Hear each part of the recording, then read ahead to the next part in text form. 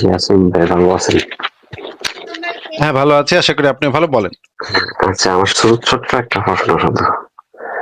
সেটা হচ্ছে নবী মোহাম্মদ নামাজ কেন এই এই প্রতিষ্ঠা করছে? এটা করে তার কি লাভটা হয়েছে বা কোন উদ্দেশ্যে এটা করছে? নামাজ তো হচ্ছে গিয়ে নবী মোহাম্মদের আগে থেকেই ছিল। নবী মোহাম্মদ যখন নামাজ শুরু করছে তার আগে থেকেই নামাজ চালু ছিল। এটা কি আপনি আচ্ছা, জানেন যে হ্যাঁ হ্যাঁ জানি। আগে থেকে কয় ওয়াক্ত নাকি ছিল, এটা আমি এমনি সঠিক জানতাম না যে কয় ওয়াক্ত। তবে এমনিতে ও যেভাবে ৫ ওয়াক্ত যেটা প্রতিষ্ঠা করছে, ৫ ওয়াক্ত ৫ বার যে ওখানে সেজদা দিতে হয়, এটা আসলে ওর কি লাভ বা ওর কি লাভের উদ্দেশ্যে এটা এই প্রতিষ্ঠা করছে, এটাই জানার আগ্রহ আর কি। এই জিনিসটা হচ্ছে যে প্রাচীনকালে একটা ধর্ম ছিল, আহ আহ, জরাষ্ট্র ধর্মর নাম শুনছেন ভাই? না না, আমার আসলে ওগুলো নিয়ে কোনো অভিজ্ঞতা নাই আসলে অতটা। আচ্ছা, তাহলে দাঁড়ান আমি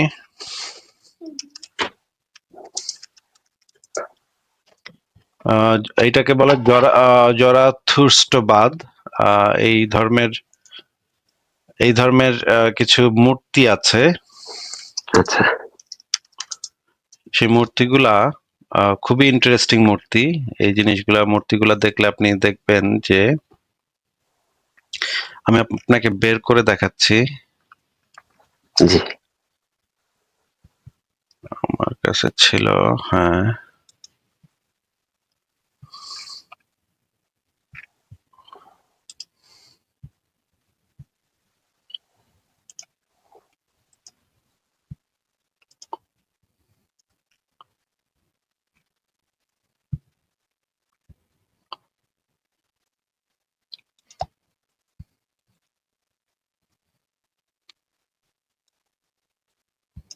How to summon Witherstorm in Minecraft? Read command blocks draft.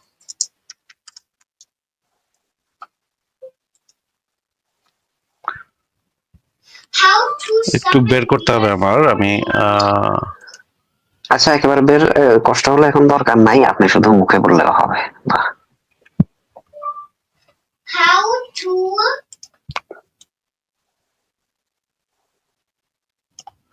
আচ্ছা, এই প্রাচীনকালে সাবিন একটা ধর্ম ছিল, জরাষ্ট্রবাদ একটা ধর্ম ছিল। এই সমস্ত মানে ধর্মে এখন আমি দেখাতে পারতেছি না, কারণ হচ্ছে এই ছবিগুলা এই আচ্ছা মুহূর্তে তো আচ্ছা, আমার কাছে অসুবিধা নেই। নাই। আমি না, জানলে হবে, শুধু আমার তথ্যটা সংশয় দরকার আর কি। সংশয়.com এক জায়গায় ছিল, কিন্তু এখন খুঁজে পাচ্ছি না। দাঁড়ান এক সেকেন্ড, আর একটু দেখি।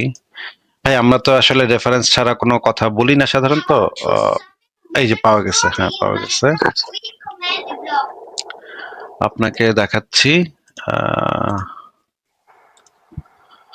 আপনি যদি এই ছবিটা যদি আপনি দেখেন, খুব ভালো করে মনোযোগ দিয়ে দেখেন, দেখেন। এই ছবিটা দেখা যাচ্ছে ভাই? হ্যাঁ দেখা যাচ্ছে। এই ছবিটাতে বুকে হাত বেঁধে দাঁড়ায় আছে, দেখতে পাচ্ছেন? হ্যাঁ হ্যাঁ, একদম। এটা কি আপনার কাছে পরিচিত মনে হচ্ছে না? এই ভঙ্গিতে দাঁড়ায় থাকাটা পরিচিত হ্যাঁ, মনে এবং হচ্ছে? এটা দ্বারা অবশ্যই পরিচিত, এটা নামাজের ভঙ্গি। নামাজের ভঙ্গি। তারপরে যেমন ধরেন, আরেকটা ছবি দেখাই আপনাকে।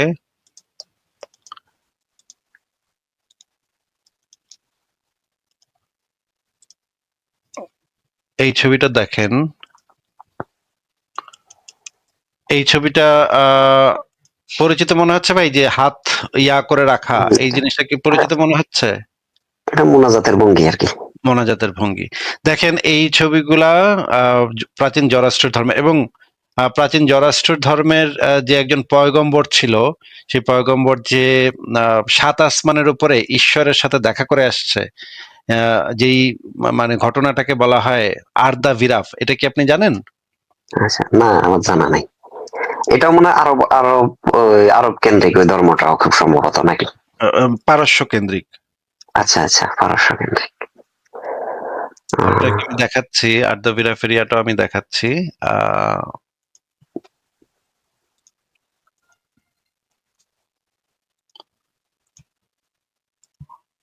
এই একটা ওয়েবসাইট আছে যেখানে আরদা ভিরাফ নামা আহ, আহ, দেয়া আছে। আমি আপনাকে হুম। কিছু অংশ এখান থেকে দেখাচ্ছি। কিন্তু এইটা কিন্তু মুহাম্মদের অনেক আগের ঘটনা। এই জিনিসটা কিন্তু মুহাম্মদের অনেক আগের ঘটনা। এখন এইটাকে আবার বাংলায় অনুবাদ করা হয়েছে। এই জিনিসটার নাম হচ্ছে আর্দা বিরাজ নাম। এখানে দেখেন একজন মানে পয়গম্বর আহ কাল্পনিক যাত্রার বর্ণনা বিবরণ আছে, যা প্রায়শই দান্তের ডিভাইন কমেডিকে স্মরণ করিয়ে দেয়। এটা অত্যন্ত গুরুত্বপূর্ণ একটা গ্রন্থ। এখানে দেখেন এই ব্যক্তি, এই যে দেখেন এখানে দেখেন বাম দিকে স্বর্গযাত্রা, বেহেশত দর্শন, দোজক দর্শন, বেহেশত দোজক সে ঘুরে আসছিল। এই ব্যক্তি মুহাম্মদের অনেক আগে এই কাহিনীটা ওই অঞ্চলে প্রচলিত ছিল, যে এই যে কতগুলা ইয়াও আছে, তাদের শ্লোকও আছে। তারা বলে যে এককালে ধার্মিক জরাষ্ট্র যে ধর্ম গ্রহণ করেছে তা পৃথিবীতে বিদ্যমান আছে। এই যে এখানে তারা সে পাপীদেরকে দেখে আসছিল এবং নরকে গিয়া সে দেখে সেখানে মেয়ের সংখ্যা বেশি। তাদেরকে কিভাবে পোড়ানো হচ্ছে সেই জিনিসগুলা পুঙ্খানুপুঙ্খ, আগুনে পোড়ানো হচ্ছে তাদেরকে, এবং জান্নাতে কি কি ঘটনা ঘটতেছে সেগুলা সব সে গিয়ে দেখে আসছিল। এই আর্দাবিরাফ নামাতে এই জিনিসগুলা খুবই মানে ভাবে বর্ণনা করা আছে। এবং এটা যদি আপনি পড়েন, স্বর্গ, এই যে দেখেন স্বর্গযাত্রা, স্বর্গতে সে দেখলো কি কি, তারপর হচ্ছে গিয়ে মৃতদের অভিজ্ঞতা দর্শন, তারপর হচ্ছে গিয়ে নরক যাত্রা, তারপরে এই যে পুলসিরাত যে পার হয়, পুলসিরাতের নাম শুনছে না ভাই? হ্যাঁ, এটা তো হ্যাঁ।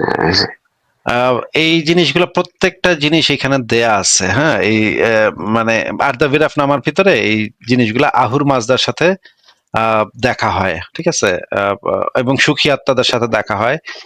এই গল্পটা প্রাচীন ইরানে অনেক বছর আগে থেকেই প্রচলিত ছিল। বহু মুহাম্মদের জন্মের বহু আগে থেকেই প্রচলিত ছিল। এখন মুহাম্মদ মেরাজের রাতে হ্যাঁ, এই নামাজটা নিয়ে আসছে, তাই না? আল্লাহর কাছ থেকে নামাজটা নিয়ে আসছে নাকি ভাই? জি। এখন এই মেরাজের ঘটনার সাথে এইটার একটা খুবই মানে গভীর গভীর সম্পর্ক আছে। সম্পর্কটা হইতেছে মোহাম্মদ একদম মানে এই কাহিনীটা চুরি করছে, আর্দা বিরাফ নামা থেকে কাহিনীটা চুরি কপি পেস্ট করে দিছে। জাস্ট কপি পেস্ট করছে। হ্যাঁ, এখন এই জিনিসটা যদি নিয়ে আপনি আলোচনা করতে যান, তাহলে মুমিনরা বলবে যে এই আর্দা বিরাফটা তো লেখা হয়েছে কবে।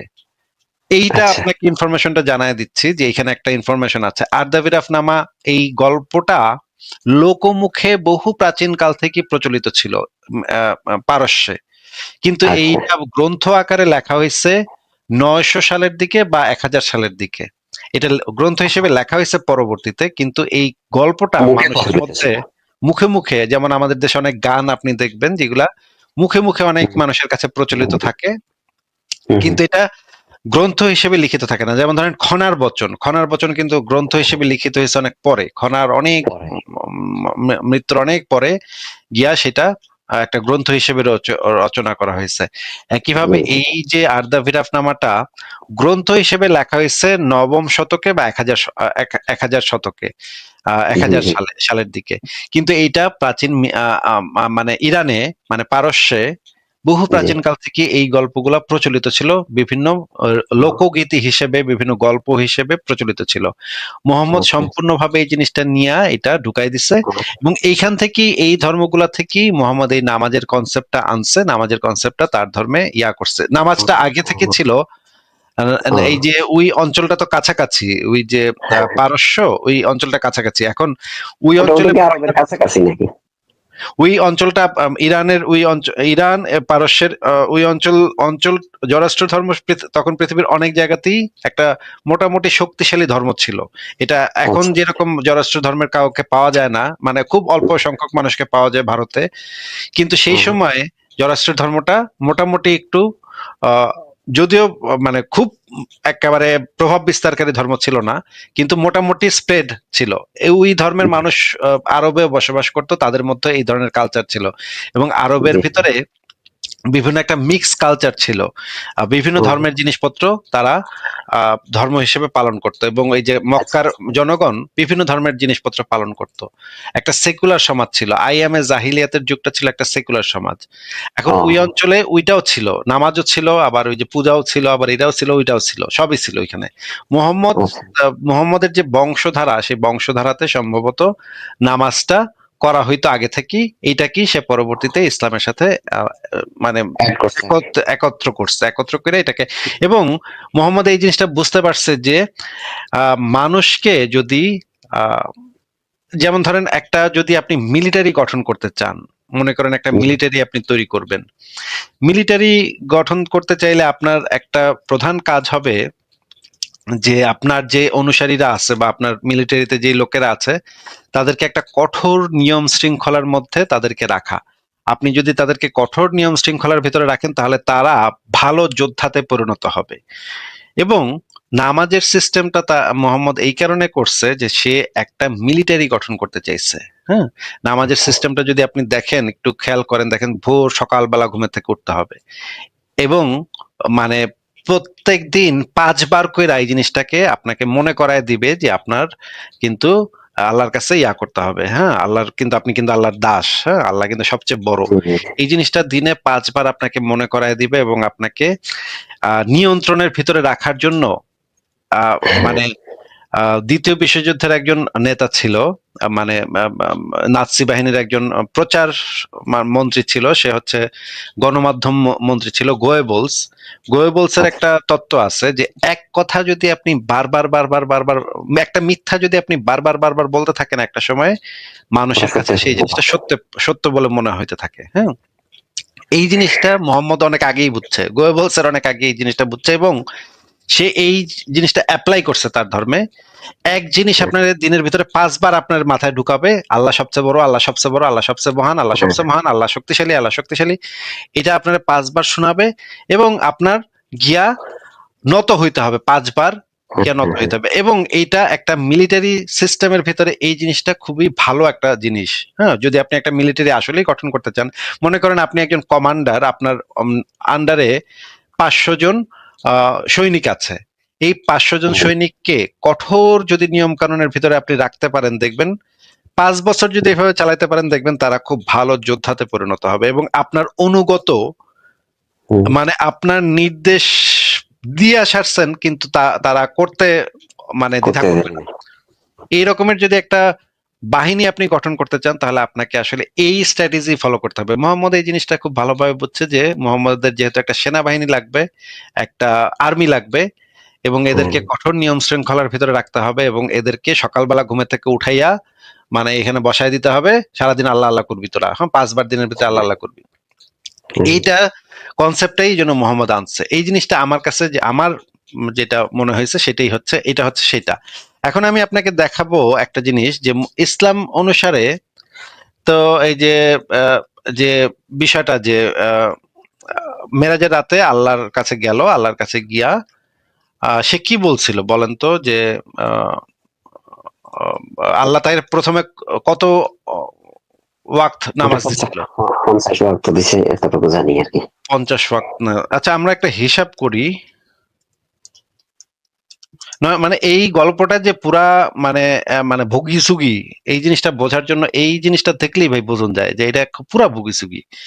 মানে এই মেরাজের ঘটনা যে পুরা ভুগিসুগি এই জিনিসটা দেখলে একদম পরিষ্কার হয়ে যায়।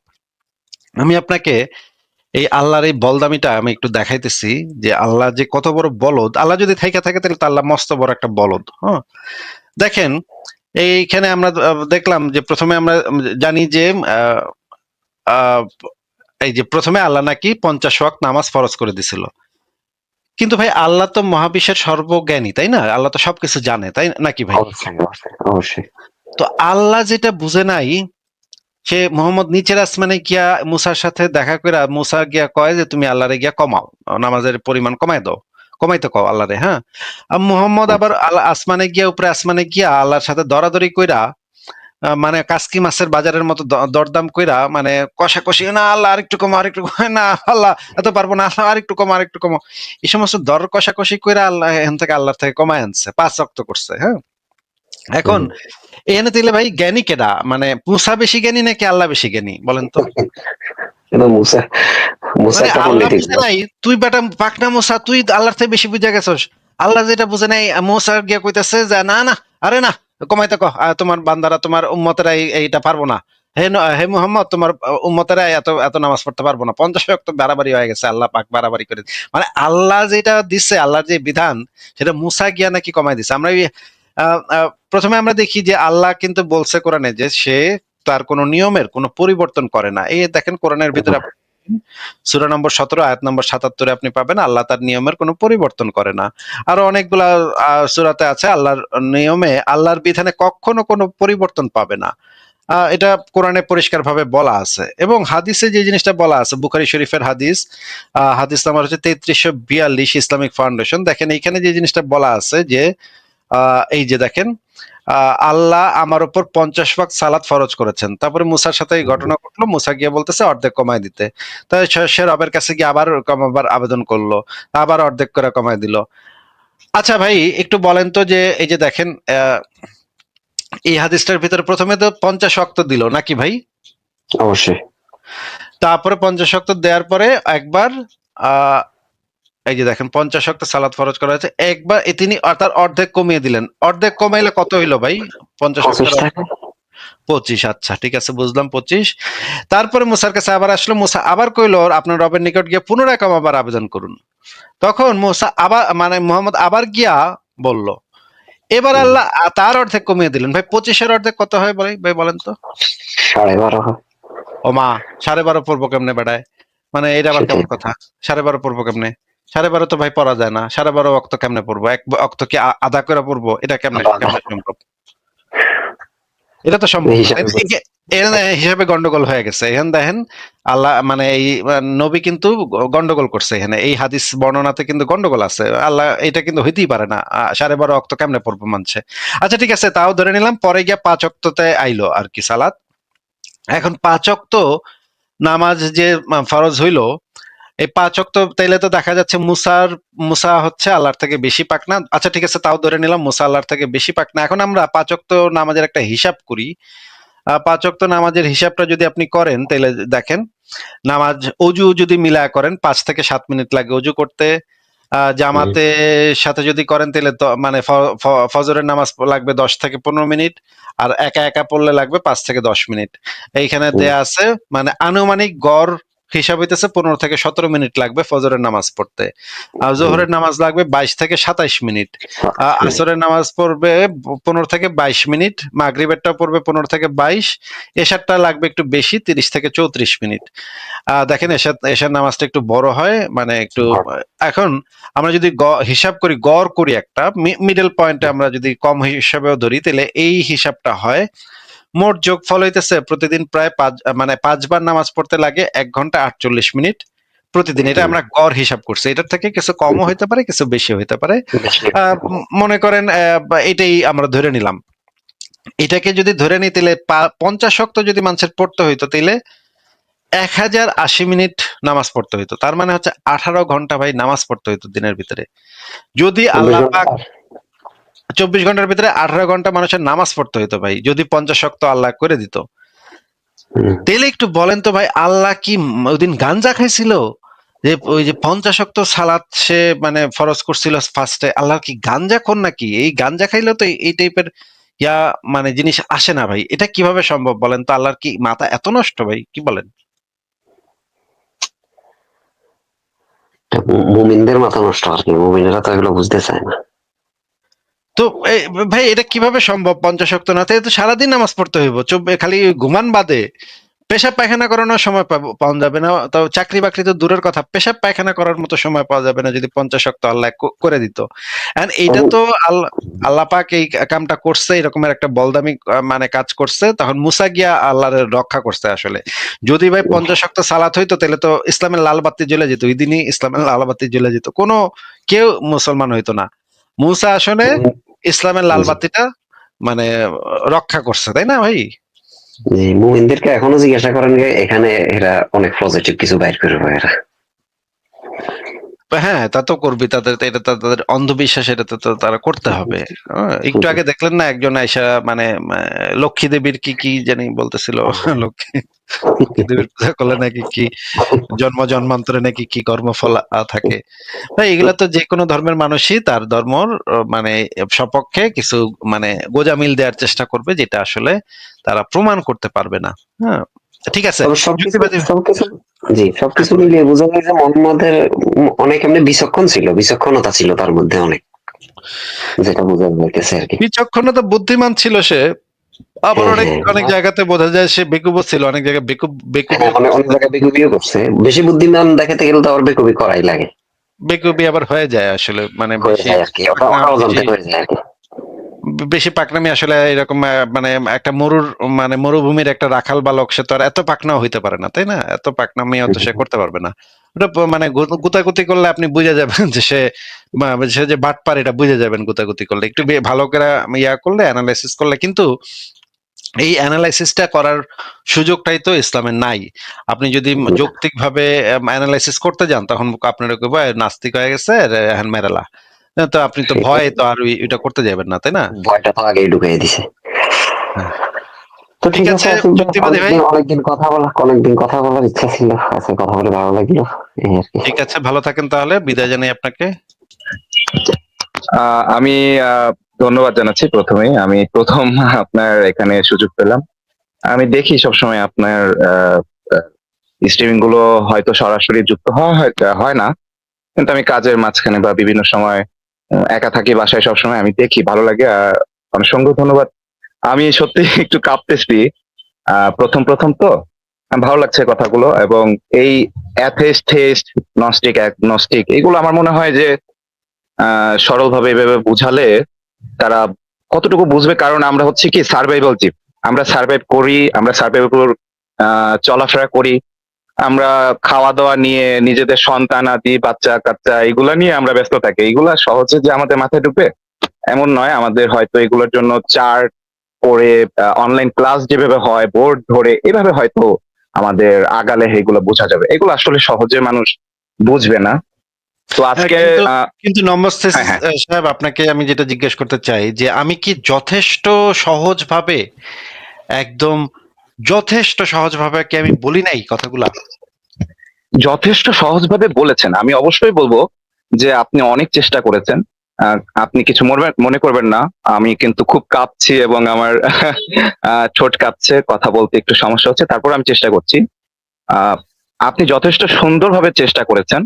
তবে বিষয় হচ্ছে, ওই যে আমি বললাম যে আমাদের যে ক্যাপাবিলিটি, সেটা হচ্ছে আমরা, এই যে যেমন এই ব্যক্তিকে আমার মনে হলো, যে ব্যক্তির সাথে আপনি কথা বলছিলেন, উনি হয়তো তার ব্যক্তিগত কাজে ব্যস্ত ছিলেন।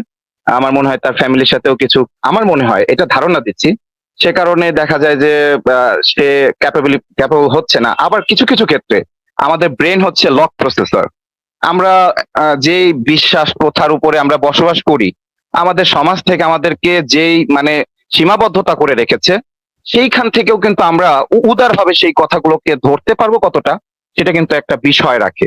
তো আমি এটা বলি যে আমরা আসলে সার্ভাইভাল জীব হিসেবে আমরা এতটাও ক্যাপাবিলিটি পাই না। আমরা বিমূর্ত ভাবে চিন্তা করার ক্যাপাবিলিটি পাই না, যে কারণে আপনি সহজ খুব সুন্দর করে বুঝিয়েছেন, কিন্তু ওই যে চার্ট আকারে সুন্দর করে চার্ট দিয়ে, বোর্ড দিয়ে যেভাবে ক্লাস হয়, সেই ক্লাস না হলে তো আমরা বুঝবো না। কারণ আমাদের এইগুলো আমরা শিশু, আমাদের সরা এইভাবে আদর্শ লিপি করে না বুঝালে আমরা আসলে এগুলো আমাদের ধরাছোঁয়ার বাহিরেই থাকে। কিছু মনে করবেন না, আমার প্রথম আপনার সাথে কথা বলছি, আমার খুব ভালো লাগছে। সত্যি আপনি সুযোগ দিয়েছেন। কিন্তু আমরা চার্ট করেও, সংশয়.com আমরা চার্ট করে সুন্দর করে ছবি দিয়ে এগুলো অনেকবার দেখাইছি, অনেকবার করছি, কিন্তু মানে দুঃখজনক বিষয় হচ্ছে যে মুমিনরা এসে সেই একই কথা বলে, ভাই আপনি বললেন যে না দেখে নাকি বিশ্বাস করবেন না। আরে এটা আমরা কবে বলছি? মানে আমি কখনো বলি নাই এই কথা।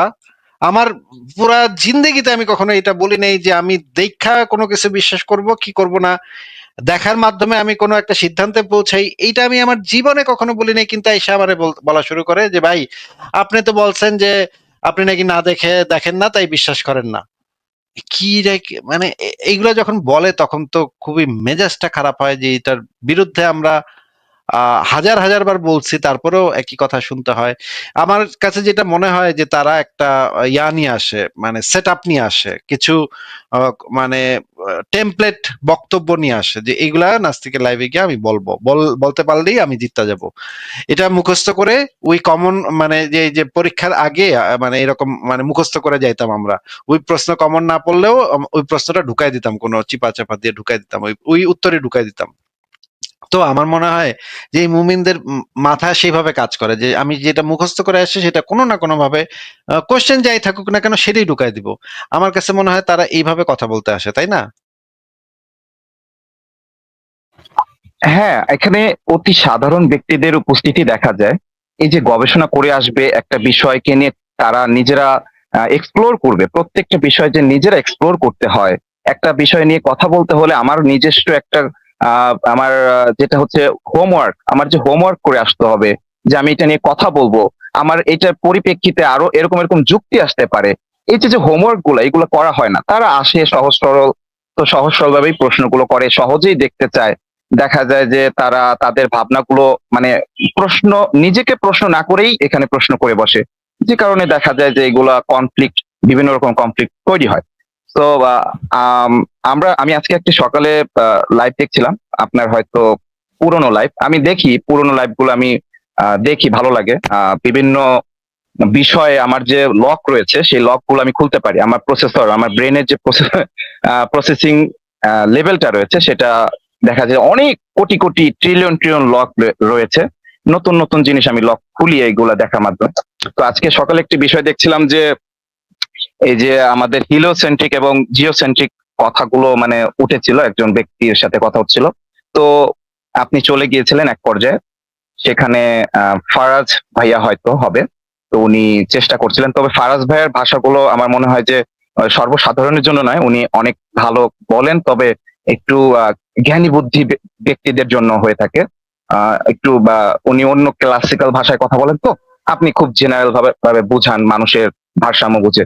তো আপনি চলে যাওয়ার পরে হয়তো ওই যে ব্যক্তি দাবি করছিল বা বিভিন্ন কথা বলছিল, তিনি আমি দেখলাম খুব মানে হয়ে গেল, মানে মলিন হয়ে গেল বিভিন্ন বিষয়ে, যখন তার কাছে যুক্তি ছিল না। আপনি বলছিলেন যে আমরা বাংলাদেশের রাতের অবস্থায় যদি আমেরিকায় কল করি, দেখা যাবে যে আমেরিকায় আমার বন্ধু দিনের আলোতে কাজ করতেছে, সূর্য আছে তার কাছে, তখন আপনি এইভাবে বোঝাচ্ছিলেন। তো আপনি চলে যাওয়ার পরে তারা আরেকটি ওয়েবসাইটে যায়, আরেকটি ওয়েবসাইটে যাওয়ার পরে সেখানে দেখা যায় যে এই যুক্তিটাকে মানে কতটা স্ববিরোধী আচরণ আমরা করি, আমরা নিজেরাও জানি না যে কতটা স্ববিরোধী। প্রত্যেকটা জায়গায় আমাদের স্ববিরোধী আচরণ হয়।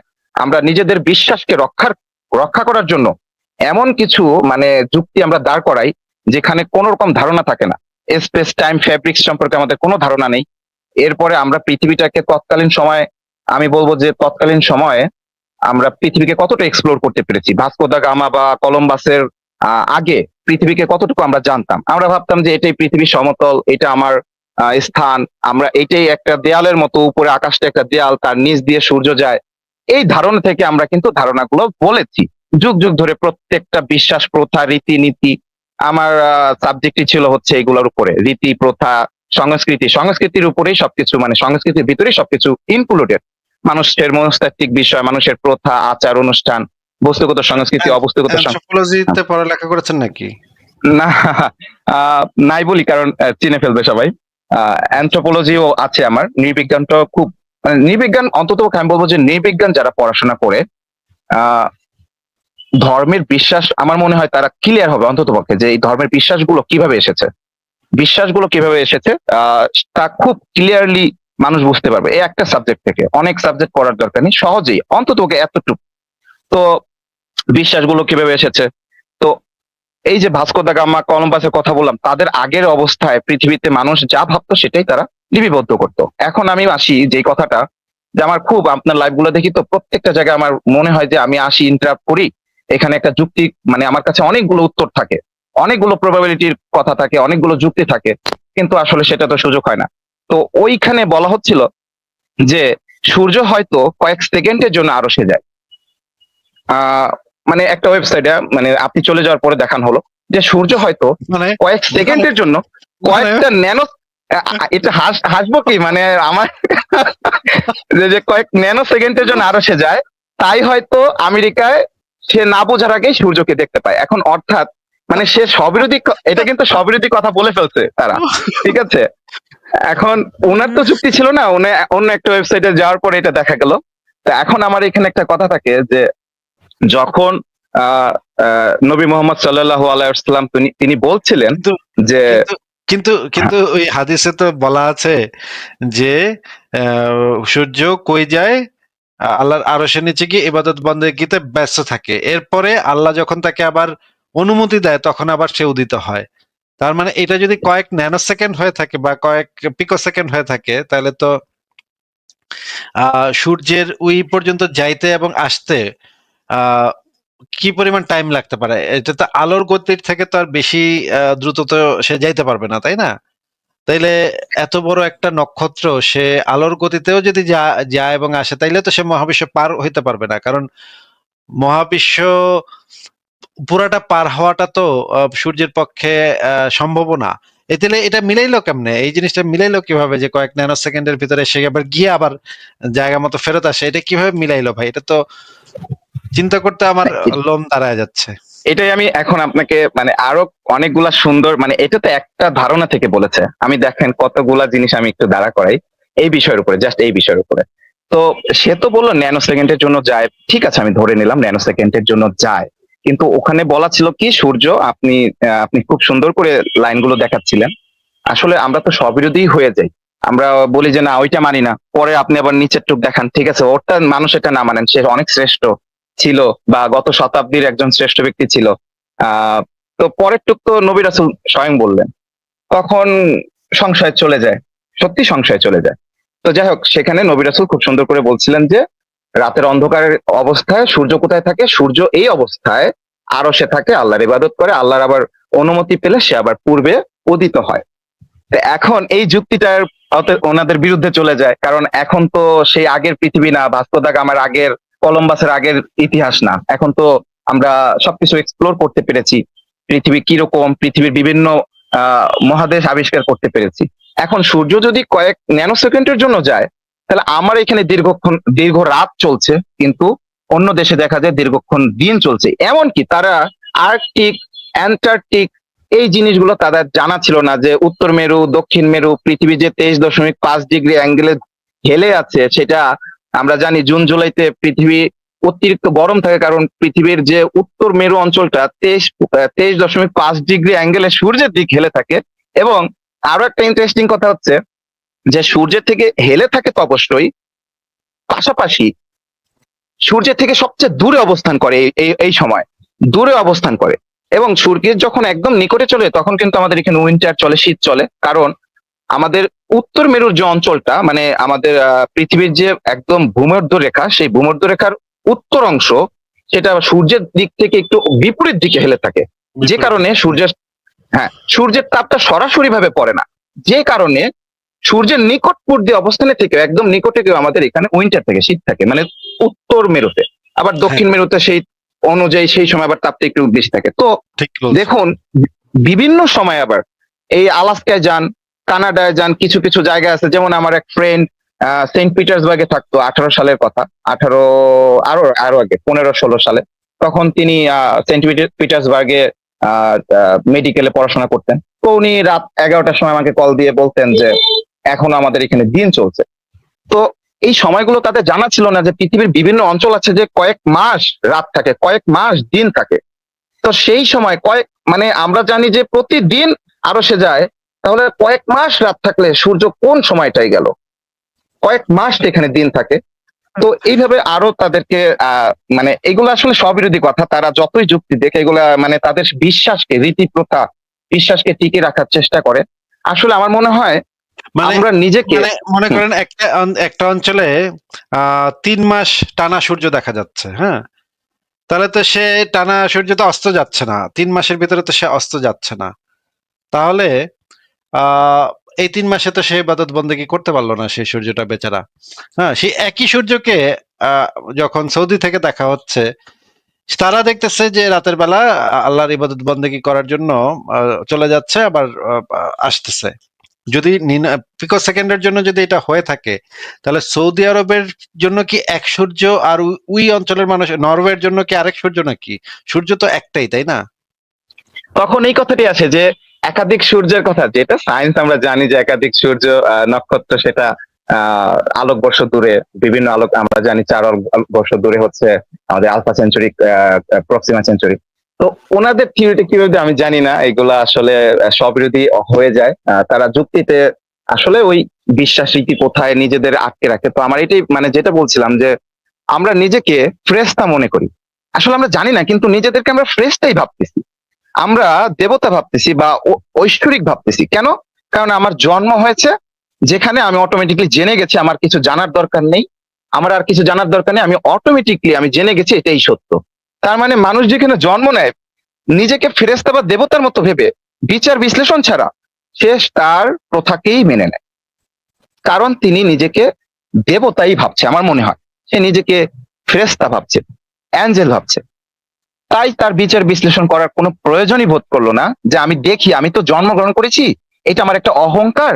আমার যেমন আমাদের সমাজগুলো পিতৃতান্ত্রিক, মাতৃতান্ত্রিক বা পরিবার কেন্দ্রিক, গুরুজনদের ভক্তি শ্রদ্ধা করতে হবে, সম্মান দিতে হবে, এই যে এই সাইকোলজির ভিতরে আমাদের রেখে দিচ্ছে, যেই কারণে আমরা তাদের মানে বাইরে গিয়ে যে আমাদের তাদের সিলেবাসের বাইরে গিয়ে যে দর্শন করার যে মানে বিষয়গুলো, সেগুলো আমরা এড়িয়ে চলি, যে কারণে আমাদের ভিতরে এই অন্ধবিশ্বাস, প্রথা, রীতি, এগুলো আমাদেরকে এমন ভাবে জাপটে ধরেছে যে আমাদের সামর্থ্যই নেই সেখান থেকে বের হওয়া।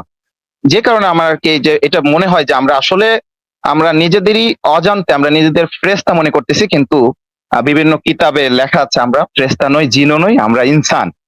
তাহলে ইনসান হলে অবশ্যই তো আমি তো এক্সট্রা অর্ডিনারি না, আমি অর্ডিনারি।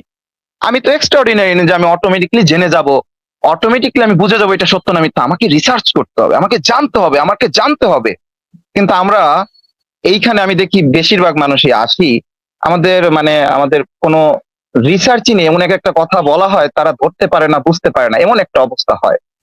তো ধন্যবাদ, আমাকে অনেকক্ষণ কথা বলার সুযোগ দিলেন। অনেক ধন্যবাদ নওয়াজ ভাই আপনাকে। আপনি যদি আহ, আপনার যদি ইচ্ছা থাকে বা আগ্রহ থাকে আলোচনা করার, তাহলে আপনি মাঝে মাঝে আমাদের আলোচনাতে আসতে পারেন। আপনি ভালো কথা বলেন এবং আপনি যে এগুলো সম্পর্কে কিছু কিছু বিষয় সম্পর্কে যে আপনি জানেন এটাও বোঝা যাচ্ছে। আপনি যদি চান তাহলে আমাদের এই আন্দোলনের সাথে, যে আন্দোলনটা আমরা চালাচ্ছি, ছোট করে হলেও যে আন্দোলনটা আমরা চালাচ্ছি সেটাকে আমরা বলি চিন্তার মুক্তির আন্দোলন, এটার সাথে যদি আপনিও যুক্ত হতে চান তাহলে তো খুবই ভালো হয়। এটা একটু ভেবে দেখবেন আপনি। অবশ্যই আমি খুব ইচ্ছা হয় যে আপনাদের সাথে যুক্ত থাকার। আমি নিজেকে অনেক ভালো লাগবে, কারণ কসমোলজিতে যদি আমরা তাকাই, আসলে কসমোসের কাছে এই পৃথিবী সৌরজগৎ মানে একদম মানে কিছুই না বলতে গেলেও, তারপরেও বলতে হয় এখন যদি আমরা নিজেদের ক্ষেত্রে চিন্তা করি, মানে এই পৃথিবীতে কি হলো না হলো, মানুষ কি করলো, কসমোলজির কাছে বা কসমোসের কাছে কিচ্ছু যায় আসে না। কিন্তু তারপরও যদি বলি যে আমরা মনুষ্য সমাজে যে জন্মেছে, আমাদের তো একটা মানে যেটা আপনারা বলছেন, যেটা অন্ধবিশ্বাস, মানুষকে সুন্দর একটা পথে নিয়ে আসার চেষ্টা করা, মানুষের যে অন্ধবিশ্বাস থেকে দূর হয়ে একটা সুন্দর আদর্শ পথ দেখানো, মানুষের যে মস্তিষ্ক আমরা বিক্রি করে দিচ্ছে, আমাদের চিন্তা ভাবনা মানে দাস, স্লেভস, আমরা স্লেভস হয়ে আছি। হ্যাঁ, এই এই বিষয়ে খুব দারুণ কথা বলেছেন। আম, আম, আহ, আমরা জানি ম্যাকিয়াভেলি খুব দারুণ কথা বলেছেন। তারপরে নিটশে খুব খুব দুর্দান্ত কথা বলেছেন। নিটশের ফিলোসফি গুলো আমার খুব খুব ভালো লাগে, সবচেয়ে ভালো লাগে নিটশে। তারপরে হচ্ছে শোপেনহাওয়ার, এই ফিলোসফি গুলো আমার দেখি খুব ভালো লাগে যে তারা আচ্ছা, কতটা চেষ্টা বোঝা করেছে। যাচ্ছে, বোঝা যাচ্ছে যে আপনি ফিলোসফির স্টুডেন্ট। ঠিক আছে তাহলে নওয়াজ ভাই, আপনাকে তাহলে আজকে আমরা বিদায় জানাই। আপনি আচ্ছা আবারও আচ্ছা, যুক্ত হবেন ধন্যবাদ। আমাদের সাথে, কথা হবে আপনার সাথে। হ্যাঁ, আমি আপনি চেষ্টা ভালো করবো। থাকবেন। আপনার লাইভটি কবে কবে হয় যদি একটু আমাকে জানাতেন। এটা তো ভাই আমি যখন টাইম পাই তখন আমি লাইভ শুরু করে দেই। কিন্তু আমাদের আরো অনেকগুলো প্ল্যাটফর্ম আছে, সত্যের সন্ধানী, সংশয় ডেইলি লাইভ শো, এরকম আরো অনেকগুলো প্ল্যাটফর্ম আছে। আমাদের ইচ্ছা আছে আরো অনেকগুলো প্ল্যাটফর্ম আমরা আস্তে আস্তে তৈরি করব, যেখানে আমরা এক একজন এক একটা বিষয়ের উপরে অভিজ্ঞ তো, কেউ হয়তো ফিলোসফির উপরে, কেউ সায়েন্সের উপরে, আমরা এক এক জায়গা থেকে এক এক ভাবে এক একটা লাইভ করি। যদি আপনি আমাদের সাথে আলোচনাতে যুক্ত হতে চান তাহলে আমাকে জানাতে পারেন, আমরা একটা করব, ব্যবস্থা করব। আমি, হ্যাঁ, আমার খুব ইচ্ছা, অনেকদিন ধরে দেখছি তো যে হ্যাঁ আমিও যদি একটু সাথে থাকতে পারতাম, খুব ভালো লাগতো, আমার খুব ইচ্ছা আছে। তো কিভাবে আপনাদের সাথে কন্ট্যাক্ট করব সংশয়.com এর মাধ্যমে, বা কিভাবে কি আমি একদমই অজ্ঞ এই বিষয়। মেল করে দিয়েন info@সংশয়.com, মেল করে দিয়েন, আমরা পরে আপনার সাথে যোগাযোগ করব। আমি একটু ফ্রি হলে যোগাযোগ করব। আচ্ছা, মানে info.সংশয়.com মানে একদম মানে info@সংশয়.com। মানে একদম এক্স্যাক্টলি যদি আমাকে একটু মেসেজ করে দিতেন, বা কিভাবে কি এই চ্যাটে, তাহলে আমি কপি করে সংগ্রহ করতাম, বা কিভাবে সঠিক অ্যাড্রেস গুলো পাবো। আচ্ছা দাঁড়ান, আপনাকে আমি দেখাই দিচ্ছি। এখানে আমি, এই যে দেখা যাচ্ছে ভাই। হ্যাঁ, আমি স্ক্রিনশট নিয়ে নিয়েছি অলরেডি। ঠিক আছে, তাহলে ভালো থাকেন, আপনাকে আজকে বিদায় জানাই। ধন্যবাদ, অসংখ্য ধন্যবাদ। ঠিক আছে, আপনাকে ধন্যবাদ যুক্ত হওয়ার জন্য।